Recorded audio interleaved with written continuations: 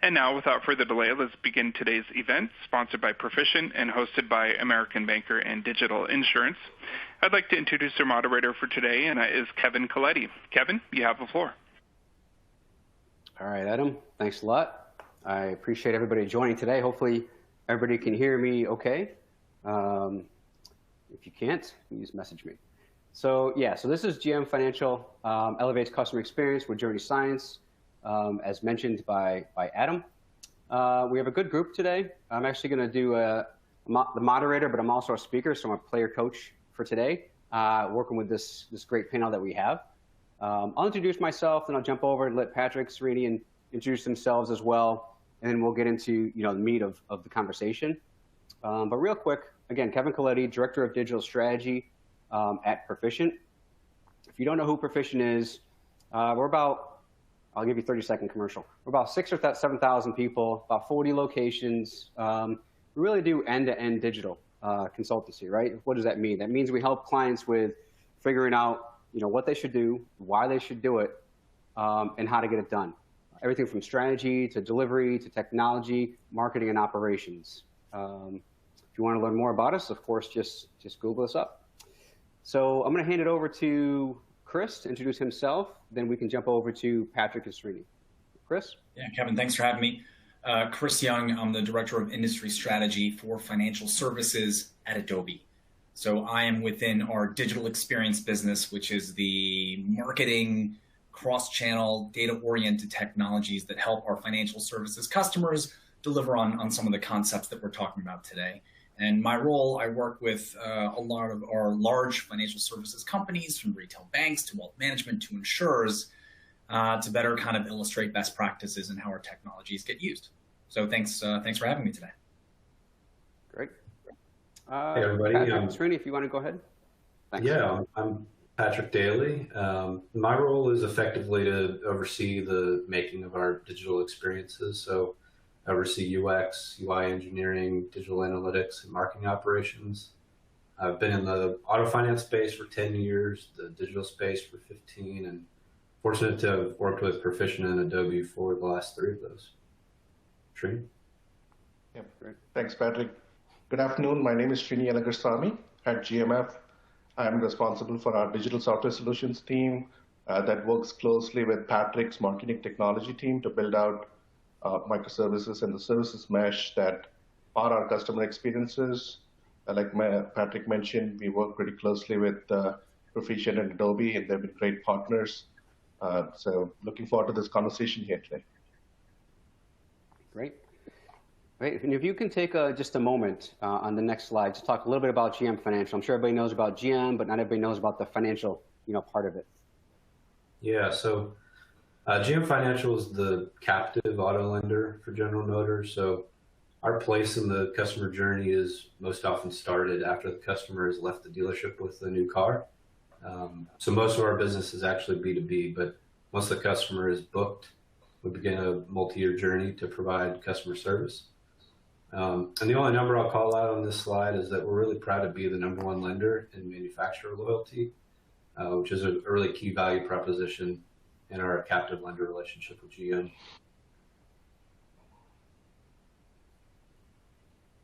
Great. All right.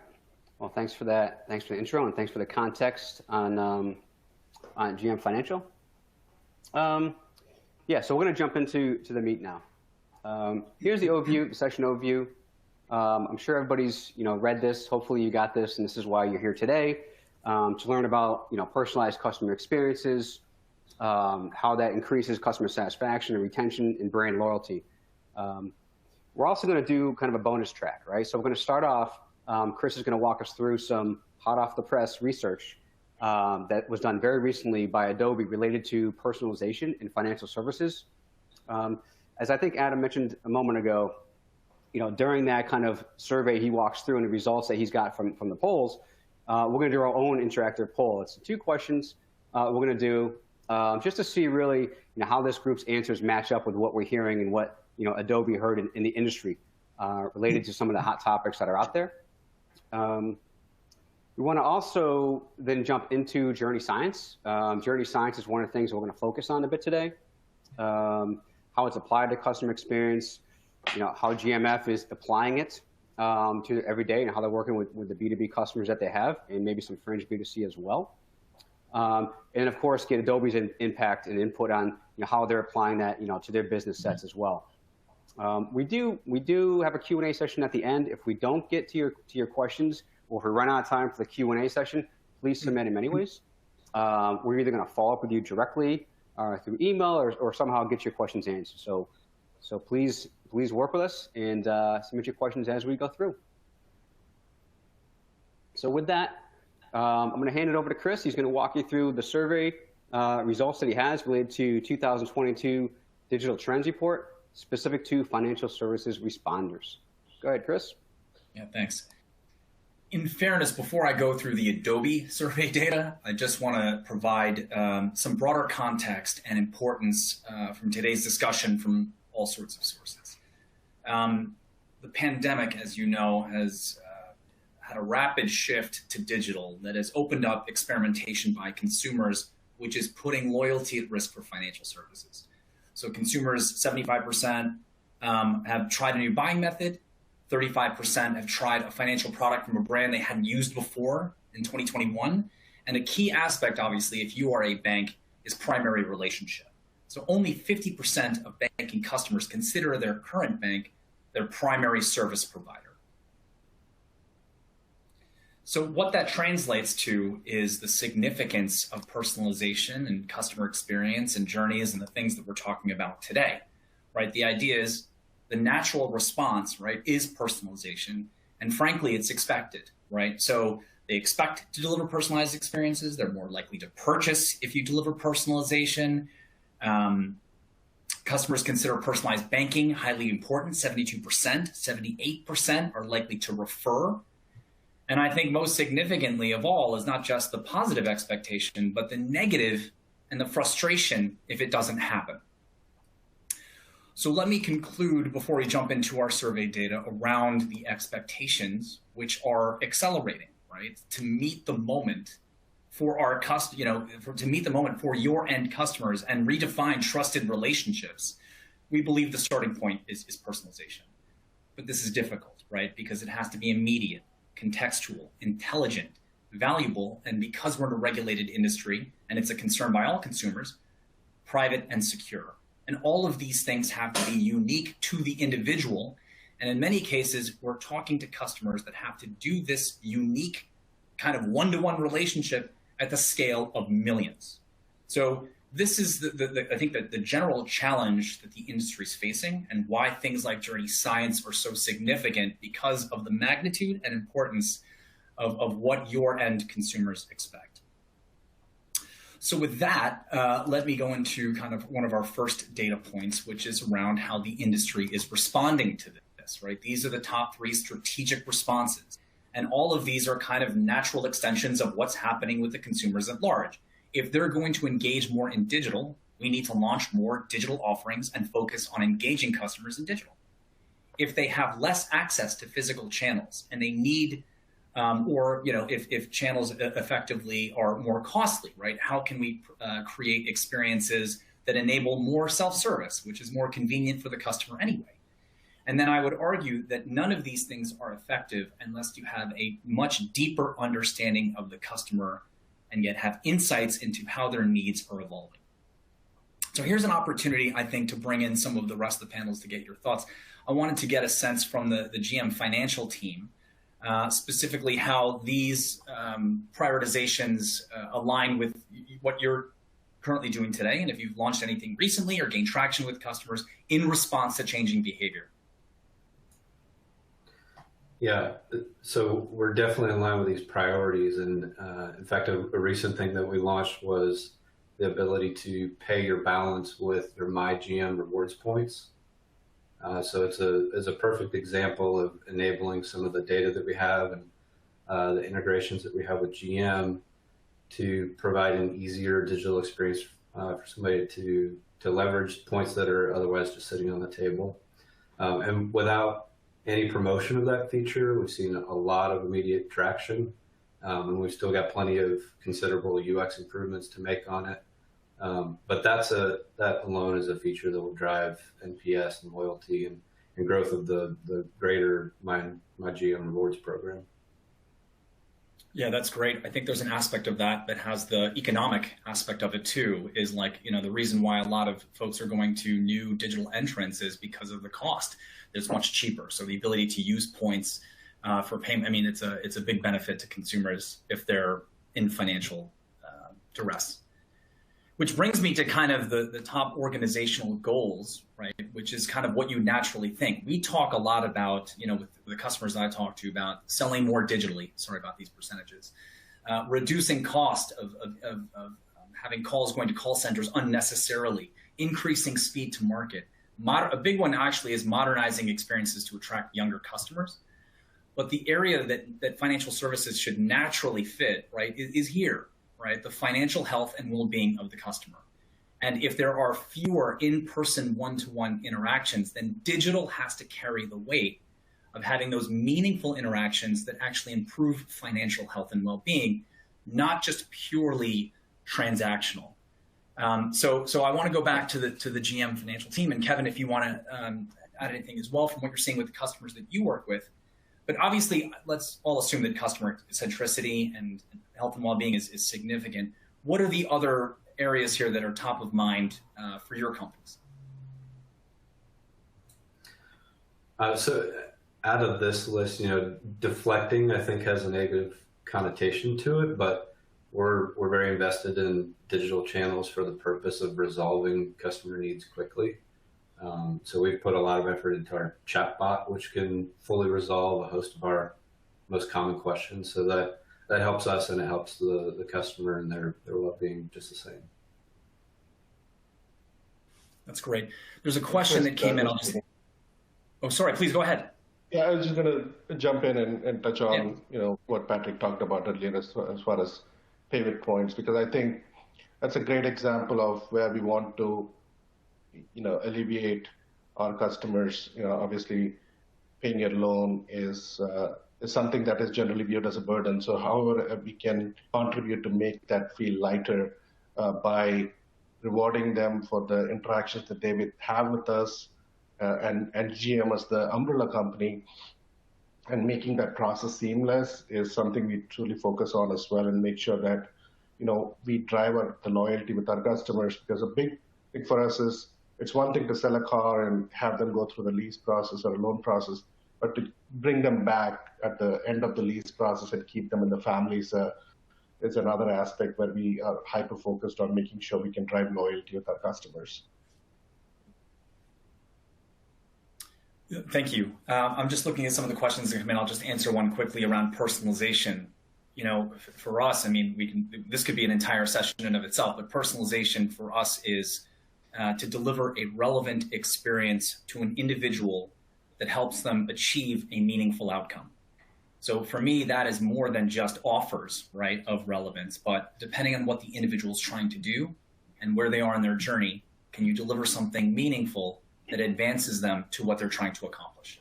And in some cases, there could be some proactivity if it's a prospect of trying to anticipate or gauge interest. But for me, it's all about relevance and outcomes, which isn't just purely marketing. Let's keep moving, and we're going to get to a poll soon. But in our same survey, we asked specifically, where are you in terms of your maturity and ability to keep pace with customer expectations that we said were accelerating, right? So 30% said they are lagging expectations, and the rest is, if 70% can at least keep pace or exceed expectations, that's positive. Obviously, aspirationally, we want everybody in that 12%, but the 58% is significant because there's the myth within financial services that they're completely lagging. But the next question that we want to get into is not necessarily, trying to gauge where everyone's maturity is, but depending on where you see yourselves or where your organization sees yourselves. The poll question that we have, and we want to kind of get everybody involved, right, is what are the ways your organization plans to invest resources to accelerate your digital and CX-led experiences to kind of advance your maturity? So Let's see if everyone can submit to the poll. We'll see how quickly I can get some responses here.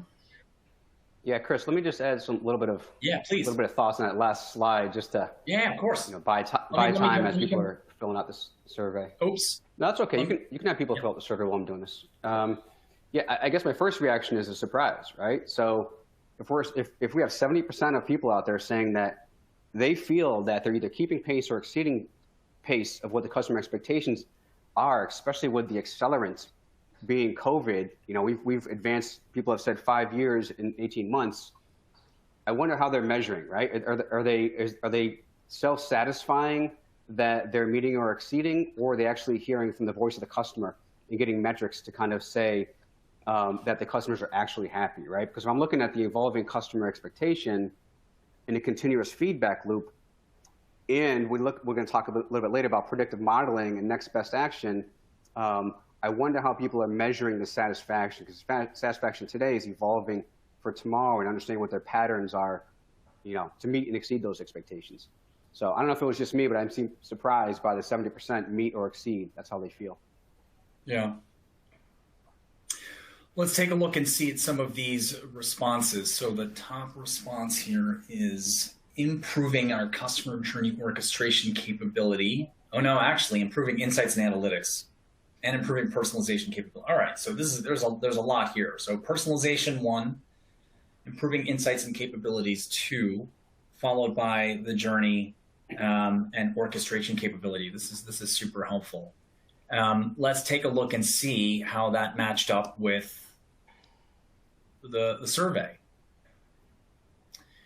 So I think, interestingly, to contrast this, I would agree with the first part, right, which is improving insights and analytics capabilities. You would need that to be effective in things like personalization. I do hear a lot of our customers, and I guess it's us as being a technology company, that improving marketing technology infrastructure is a problem. The connectivity between systems, the latency between data and how fast things move from one system to the other. Personalization, of course. And then the other one, that's interesting that we may cover as the discussion goes is around the talent and skill sets required to kind of operate these more modern technologies and personalization concepts. But I'll table that. I don't know, Kevin, do you have any reaction to this one as well, or? Yeah, I do. And kind of to your point, right? Because I don't see these as all created equal, right? Because if you really need the first, the second, let's forget about, like you said, acquiring CX digital talent, right? That's a challenge everybody's having. We're having it, you're having it, GM's having it, everybody on the phone, getting, skilling, training people to be, have that necessity is important. But you really need 1, 2, and 4 to feed into 3, right? You need to improve your insights and analytics capability. You have to have the tools and technology to do it. You have to improve your customer journey orchestration and understand where they are and how to message them. But then really the only customer-facing item on here is a third one. So they're almost pushing to the middle to create the best, the best experience for the end consumer.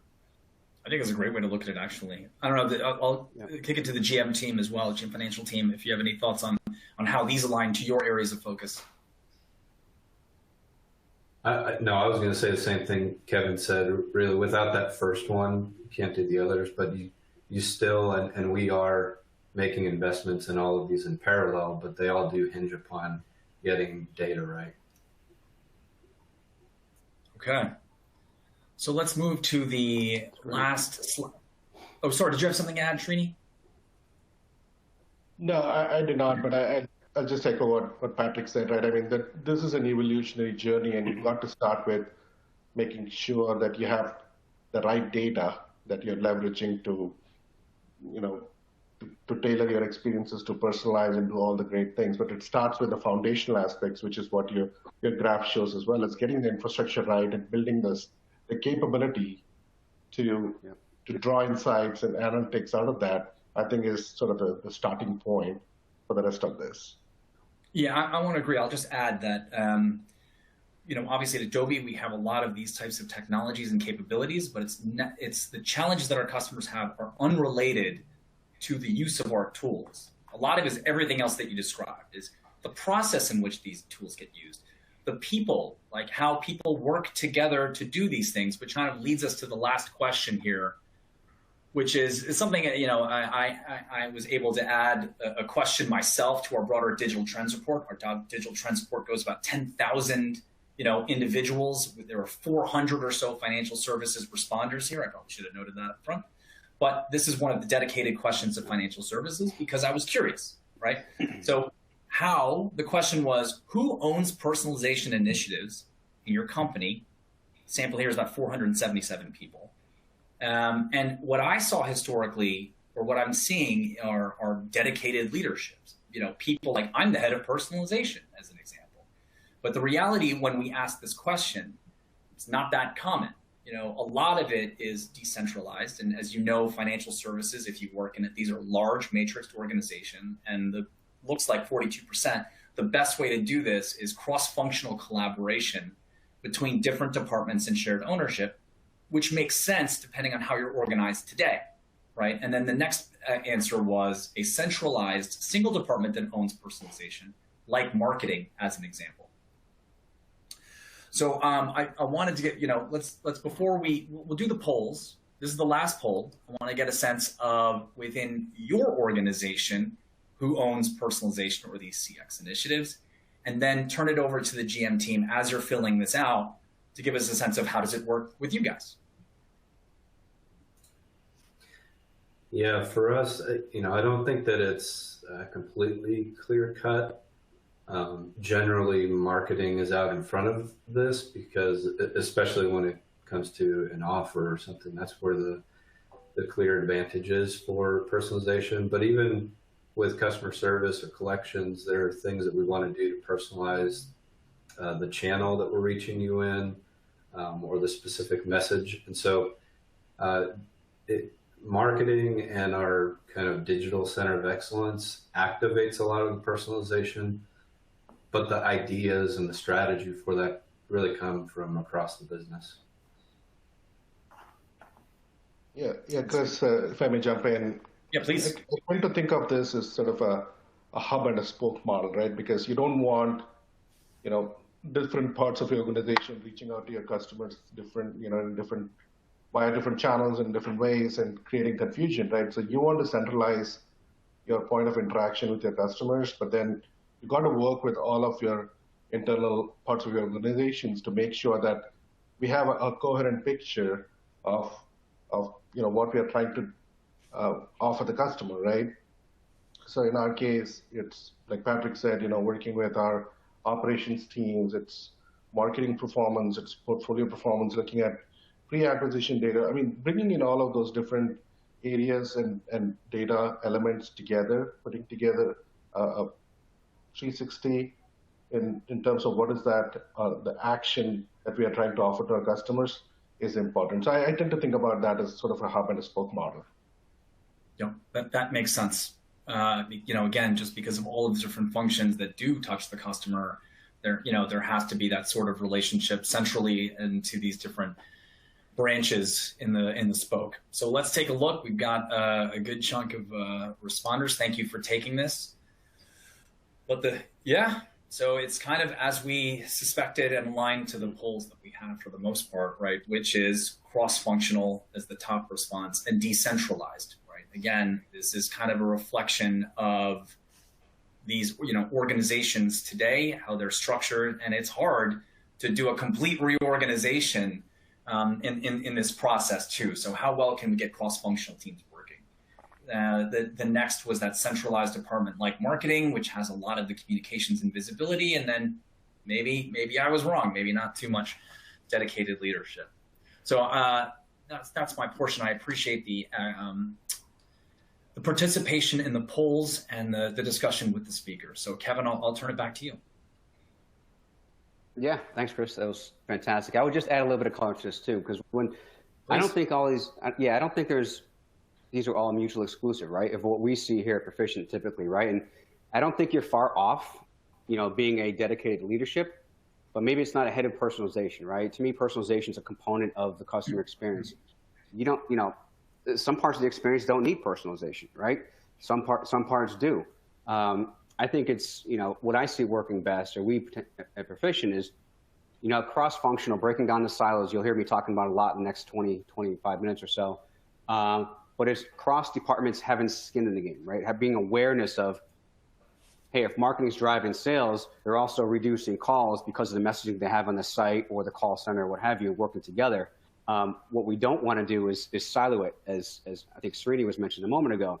If marketing's working on personalization, but the call center, contact center, or sales aren't part of the conversation in the omni-channel strategy, then there's really hiccups, I'll call it, at best, in the customer experience. So it's really all the functions working together, being aware of cause and effect of what they're doing.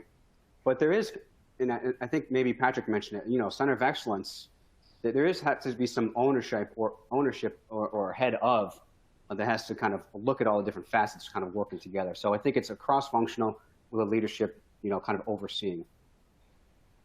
I do want to add one thing, because just your comments has just brought up a lot. I am very aligned to this concept of a center of excellence. A lot of the times there's a lot of agile methodology that's being introduced to marketing functions, and all of these different people are sprinting, but something has to bind them together, right? Who defines segments, right, that are shared? Who has the authority to create them and use them and then centralize them?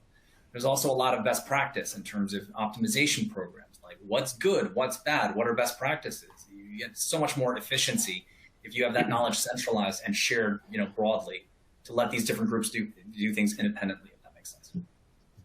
Yep, absolutely. Okay. Awesome. Yep. So this is a topic, personalization, and who owns what in center of excellence we could talk about for 25 minutes, but we don't have it. So I'm going to go ahead and move to the next if I could. Chris, that was fantastic. Hopefully the audience saw some value in that. I certainly did.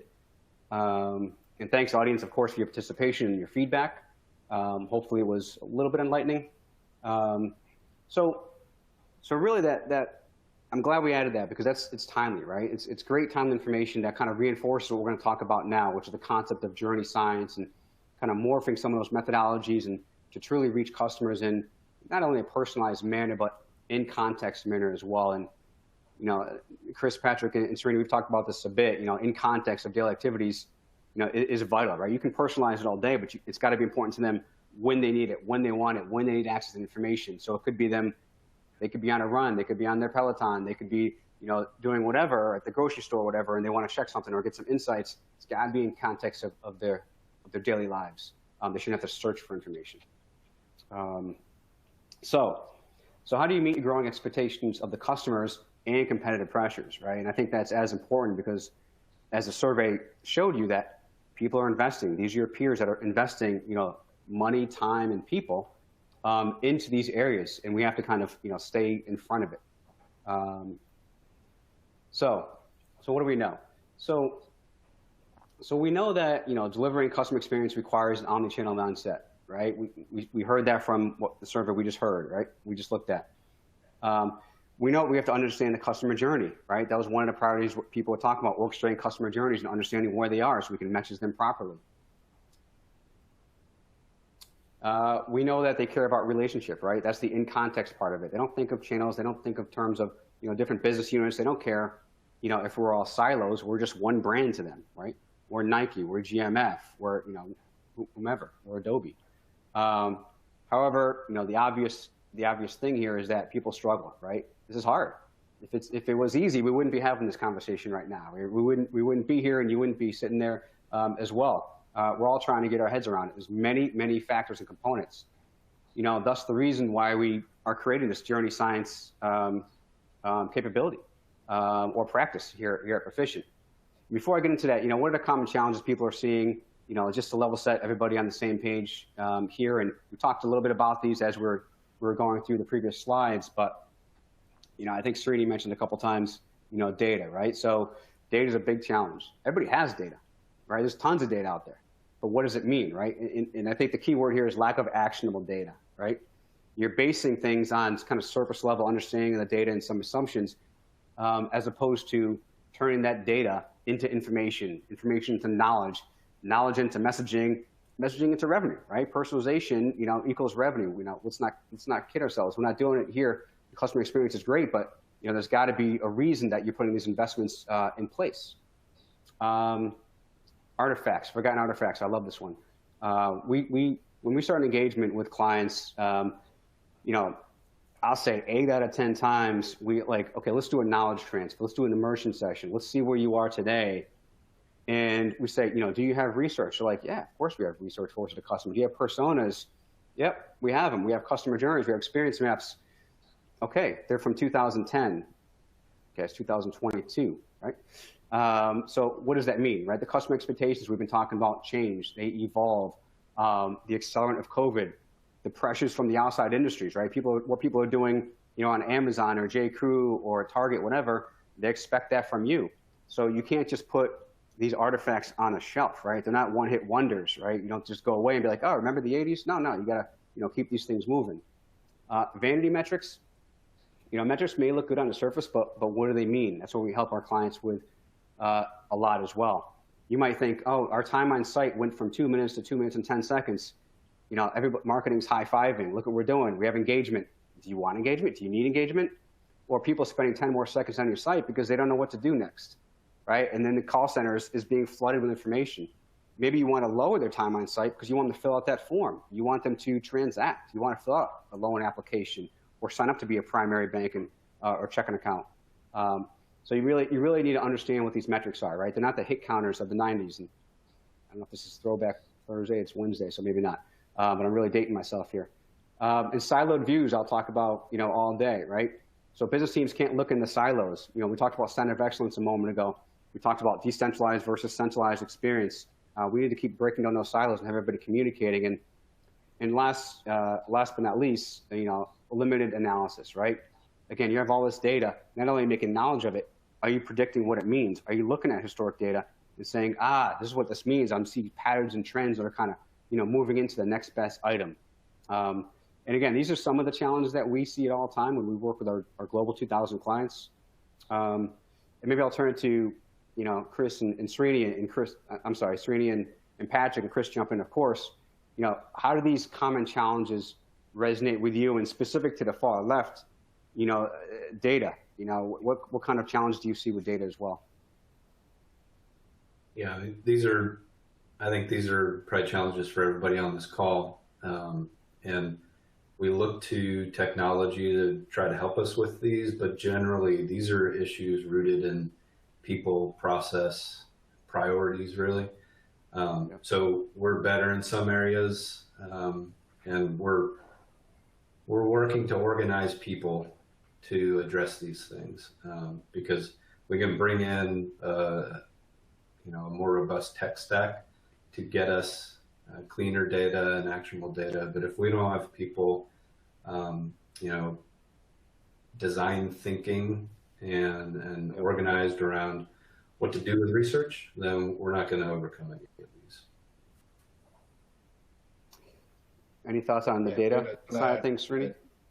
Yeah, I was just going to add that, you know, it starts with making sure you have good data, you have good information that informs your action, right? But to Patrick's point, your information is only as good as the action you come up with, right? So, you know, it's really a balanced equation as far as making sure we have a nimble tech stack that allows us to bring data together in some cases from disparate sources, right? Because, you know, a unique challenge for us is, you know, we have a lot of departments within GM Financial, but then we have our parent company, General Motors, and then we have our dealer body, right?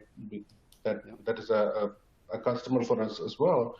So how do you bring data from these different places in a way that makes sense, that, you know, allows you to put together a set of actions that make sense for your customers, because that's who you're working for, right?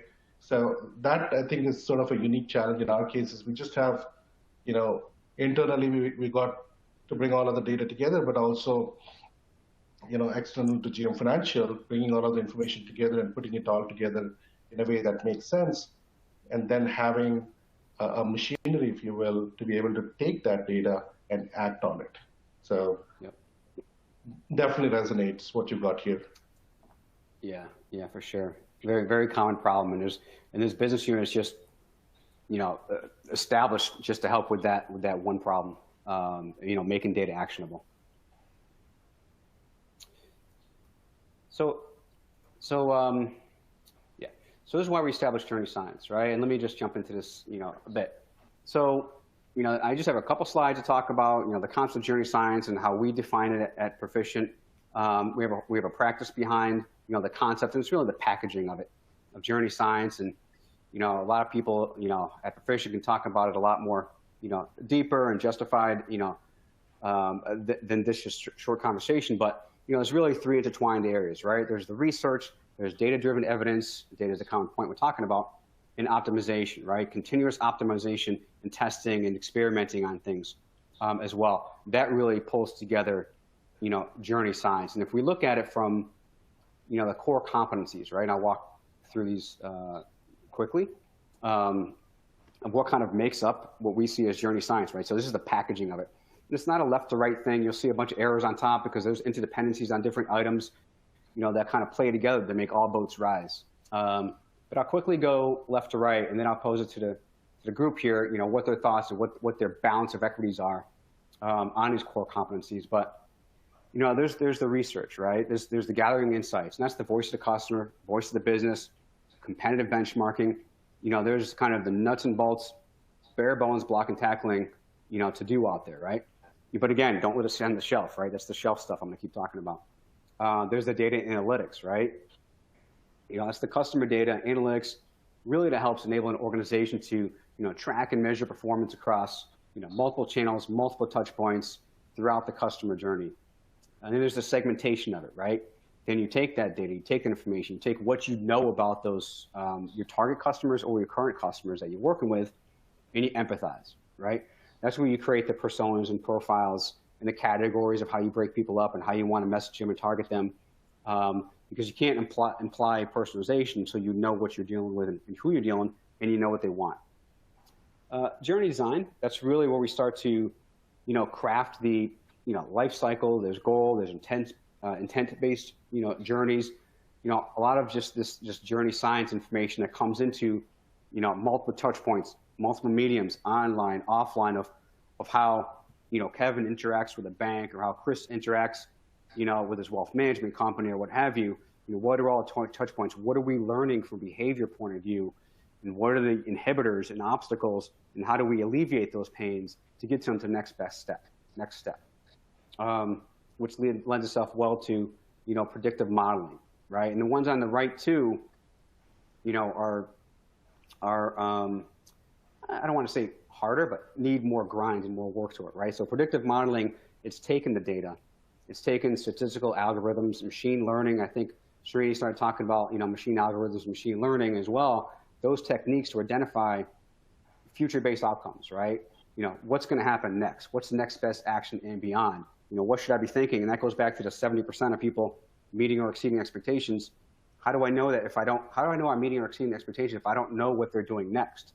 If I can get ahead of that, then I'm exceeding that, right? They're like, oh, I didn't know I wanted my balance today, but I guess I did want my balance. Oh, I went, I had this bill come up that I'm late on. Thanks for telling me. Those are simple examples of, predictive modeling to get ahead of the conversation. And experimentation. There's many sites, many values that you can do around experimentation, but it's critical because how do you know if something's working if you're not experimenting on it? If you're not experimenting, how do you know what you could be doing better, right?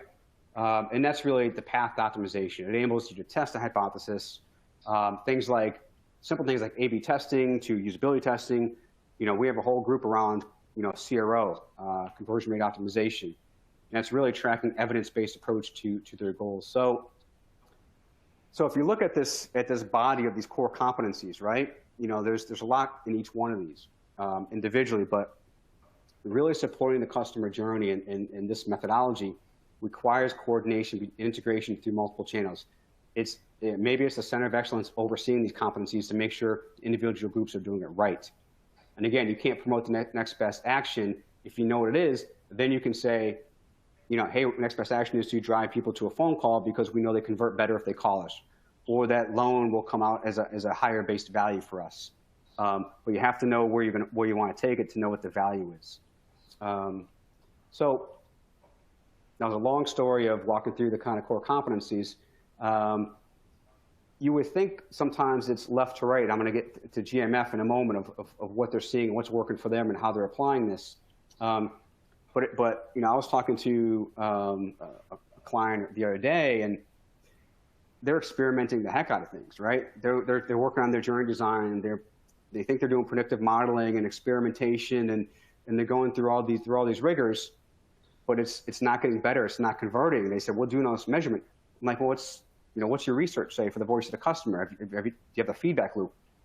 Well, we haven't done a voice of the customer research. I'm like, so you're experimenting on things over and over, which is fantastic, but you don't know what they want, right? So it's really time, and it's a simple example, but it's true. Some people are stronger on the right side, but they're not getting the research side because it's not their department, right? So their technology people are massaging things, but they don't know what the research team, is telling them what to test out. So I go to Patrick and Srini on this. So if you're looking at these core elements here, which of these, would you say, GMF is stronger, right? Do you lean to the left? Do you lean to the right? Are you stronger in one or the other?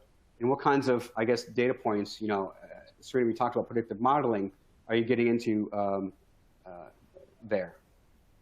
Maybe Patrick, if you want to jump in. Yeah, I think generally we have built off things kind of left to right. That's been more of a linear path for us.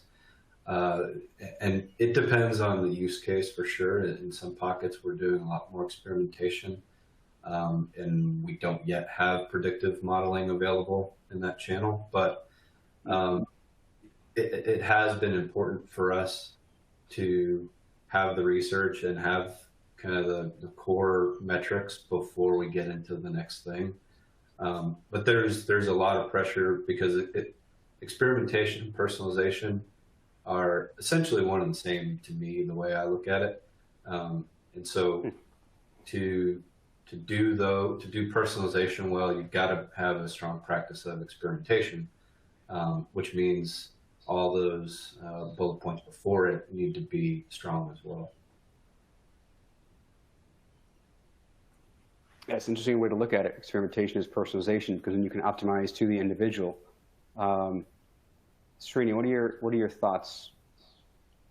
Yeah, I agree. I think our journey looks sort of progressive as the view here lays out. And in some cases, like Patrick mentioned, right, we may jump directly to one of these. For example, a journey design. One thing we do is we collect a lot of qualitative feedback, just like any other organization would, but we put a lot of emphasis on, what are our customers telling us about, what do they feel about our channels? Are there opportunities to improve? So drawing insights from that, combined with, telemetry that you're getting from your own applications, what are your applications telling you? Use those data points to map out a better journey for your customers. So we certainly do that. And, we do also gather a lot of real-time data and signals, right, from our customers based on their actions. We also have a lot of batch and offline data that we gather, and that informs, do we need to go do deeper analytics, or do we have enough information that we can go do an experiment, right? So although that's sort of, I think this logically lays out the journey for any, or a maturity curve for any organization, but you can also jump, I think, sometimes depending on the context that you're in. And Chris, this is maybe a question for you, working with a lot of other financial services. In a lot of ways, I feel like research is probably fairly strong in financial services company because it makes business sense, but there's also regulatory requirements for having some of that data, especially around complaints and things like that. So do you see companies building off of that before they go into the other areas, and is that different at companies that don't kind of have that mandate in the same way? You're building off of research before they go into these other areas that are listed here? Yeah. Like the research that they do? Look, I think what's happening in a lot of these, there are a lot of questions around what personalization is and the channels that extends to, but it can't be limited to purely marketing. So for example, if someone is late on a payment, or has a misplaced card. Those are communications that are being derived from different systems, or they had a negative customer service experience. Like, those things have to be factored in, right, to other communications that can't be rosy and positive if in the middle of a negative sentiment, as an example. So I think, the challenge in financial services is stitching all of these different data sources together, having the right, Patrick, to your point, having the right governance in terms of what data, can and can't be used in specific scenarios, so the way that data is organized. But there are a lot of ways that segments can be created without using the specific identifiers and data that they might not be able to use, as an example. They can use approximations for it. They can obfuscate data in certain ways. One thing I need to add, right, just because I work at Adobe, is content is very important.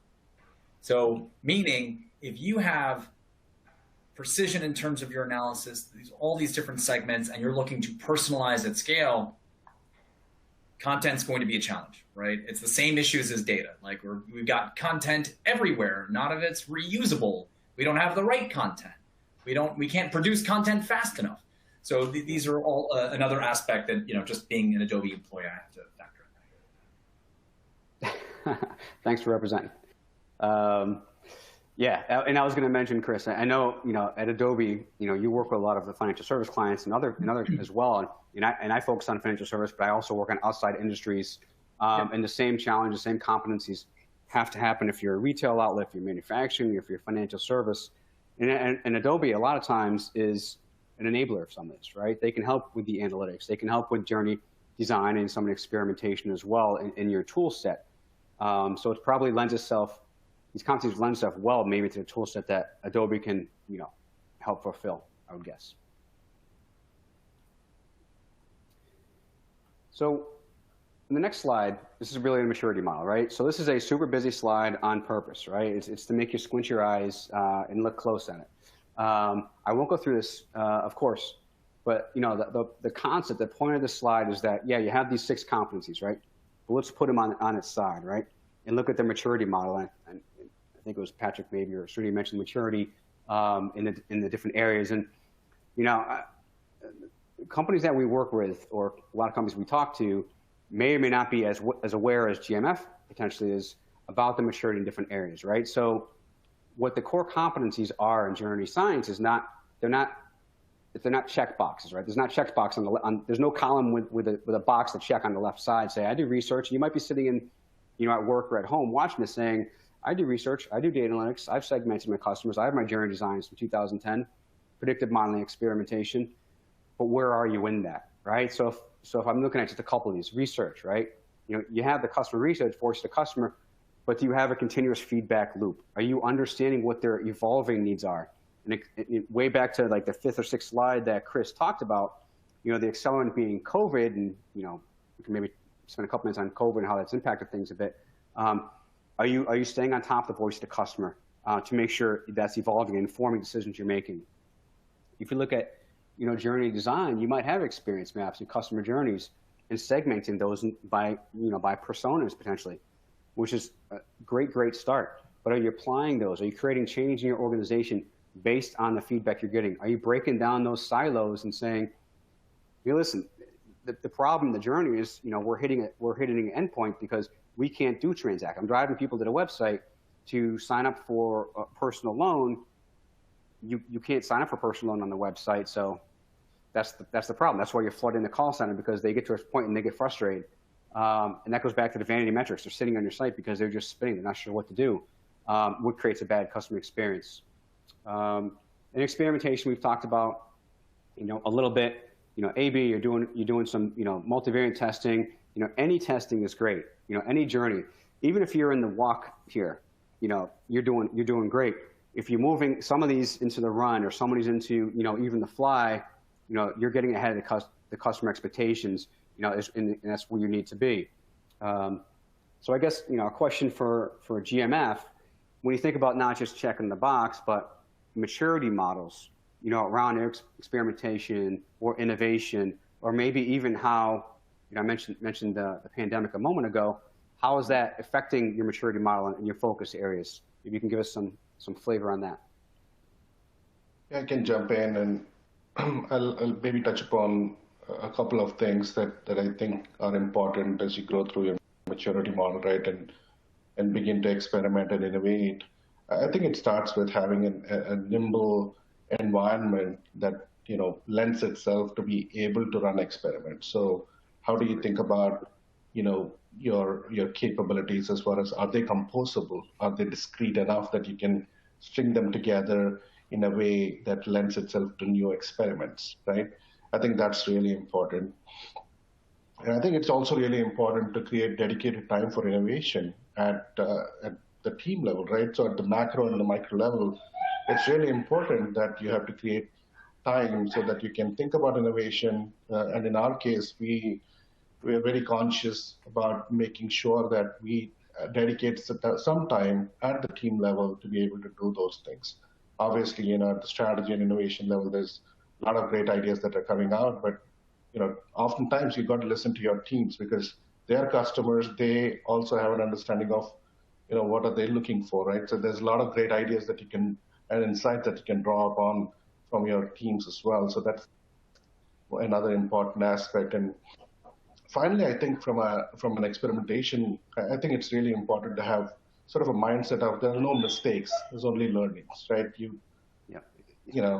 And obviously mistakes within certain guardrails, but you should be able to create an environment where you feel that you can create, you can experiment in a safe zone, and that's very important. And you have to create that environment. I think is important. Yeah, Srini, that might be the most important thing, I've heard, right? So you almost have to have that entrepreneurial mentality, right? It's okay to fail. Just fail fast, learn from it, and then pivot, right? And if you have that, a large organization, you have to have, like you said, the safe zone. It's okay to test things. People sometimes are afraid because if I test things, that's going to tell me something's not working. That's okay. Learn from it and apply the knowledge to the next action you make. That's a great point.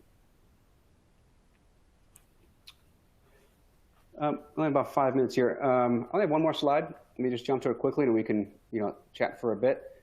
So really, how do you, applying journey science? We talked a lot about, different ways to apply it. It can be on a specific solution. It can be, a decision you're trying to make, and you really want the voice of the customer, or look at the data, look at the analytics, or look at the predictive patterns of things that are happening, to make a decision. And then it can go all the way to the right side to be, hey, I'm thinking about digital transformation. I need to get past this. I need to be, all in.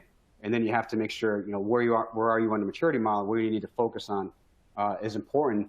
And that even ties back to some of the slides Chris had earlier that we kind of put a pin in, which was skilling up in CX and digital and experience and being, better experience makers in financial services, getting over that, getting over the thinking that, financial services are laggards in some places, and being the leaders, in some places, learning from outside industries.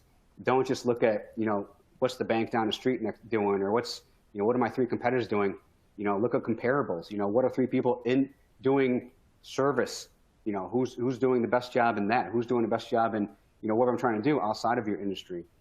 And I think it comes back to, the role that the teams have in the organization structure and the safe zones Srini talked about, to apply some of these learnings, have the technologies to enable it, and just, move on things to help with, the customer experience, go-to-market strategies, experimentation, transformations. And I guess in the last, 4 minutes or so, Chris or Srini, maybe Chris, if you have thoughts about, applying some of this to, some of the things you're seeing out there with some of your customers, and then I can go over to, GMF and give me their thoughts.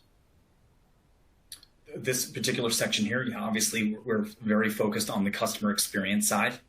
There are a lot of questions in the chat around personalization and customer experience and journeys, which really are going to extend to a lot of different places. Service interactions, as an example. So it just up levels the number of channels that are involved, which include call centers in many cases, and stitching those together. And then the digital transformation aspect of it, is just, listen, there are a lot of different technologies that you've introduced. You use us, you might use others. These things have to work together to identify the same individual as they interact with these different channels. And that in and of itself, there's trade-offs in terms of, Yep. integrations in platforms or things that technology teams have to stitch together themselves. Yeah, and we didn't get too deep into technology here, and for a reason. It's not really a technology conversation. That's a lot of times that's enabler. But Yep. Srini, if I'm thinking about technology, from GMF, and a lot of people are talking personalized cloud and personalization in the cloud being an enabler to tie things together and scale and everything else. Have you been able to leverage the cloud or newer kind of technologies to help with the customer experience? Yeah, absolutely, Kevin.